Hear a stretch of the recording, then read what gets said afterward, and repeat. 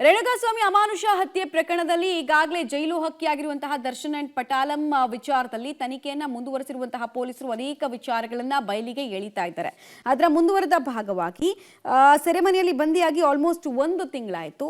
ಮನೆಯೂಟಕ್ಕೆ ಮೊರೆ ಹೋಗಿದ್ದ ದರ್ಶನ್ಗೆ ಸದ್ಯಕ್ಕೆ ಜೈಲೂಟನೇ ಗಟ್ಟಿ ಅನ್ನುವಂತಹ ಸೂಚನೆ ಅಂತೂ ಸಿಗ್ತಾ ಇದೆ. ಈ ನಡುವೆ ರೇಣುಕಾ ಕೊಲೆ ಪ್ರಕರಣದ ಒಂದೊಂದೇ ಸ್ಫೋಟಕ ಸತ್ಯಗಳು ಹೊರಗೆ ಬರ್ತಾ ಇದೆ. ದರ್ಶನ್ ಕರಾಳತೆ ಬಟಾ ಬಯಲಾಗ್ತಾ ಇದೆ.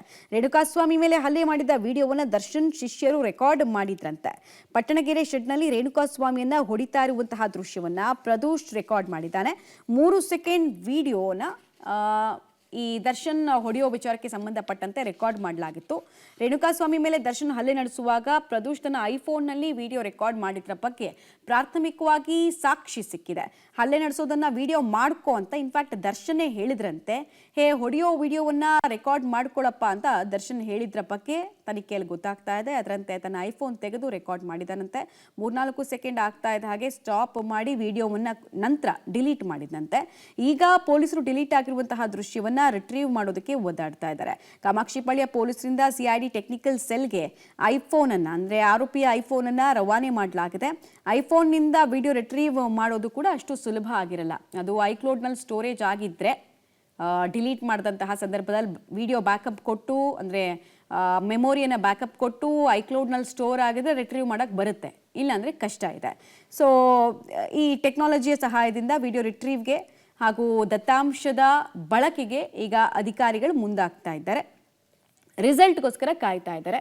ಒಂದು ವೇಳೆ ಡೇಟಾ ರಿಟ್ರೀವ್ ಆದರೆ ಇದು ಮಹತ್ವದ ಸಾಕ್ಷಿಯಾಗಿ ಪರಿಗಣನೆಗೆ ತೆಗೆದುಕೊಳ್ಳೋದಂತೂ ಸ್ಪಷ್ಟ ಆಗ್ತಾ ಇದೆ. ಈ ವಿಡಿಯೋ ರೆಕಾರ್ಡ್ ಕೂಡ ಇನ್ನಷ್ಟು ಆರೋಪಿಗಳಿಗೆ ಉರುಳಾಗಬಹುದು ಅನ್ನುವಂತಹ ಲೆಕ್ಕಾಚಾರ ಸದ್ಯಕ್ಕೆ ಕಂಡು ಬರ್ತಾ ಇದೆ. ಮಾಡಬಾರದು ಮಾಡಿದಂತಹ ಆರೋಪ ದರ್ಶನ್ ಅಂಡ್ ಪಟಾಲಂ ಮೇಲೆ ಸದ್ಯಕ್ಕಂತೂ ಇದೆ.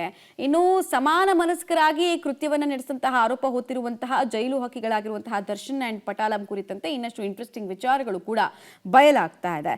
ಆರೋಪಿ ಪ್ರದೋಷ್ ಮೇಲೆ ದರ್ಶನ್ ಗರಂ ಆಗಿದ್ದಾರಂತೆ ಸೆಲ್ಲಲ್ಲಿ. ಪರಪ್ಪನಗ್ರಹಾರ ಜೈಲಿನ ಸೆಲ್ನಲ್ಲೇ ಪ್ರದೋಷ್ ಮೇಲೆ ಕೂಗಾಡಿ ಅವಾಚ್ಯವಾಗಿ ನಿಂದನೆ ಮಾಡಿದಾರಂತೆ.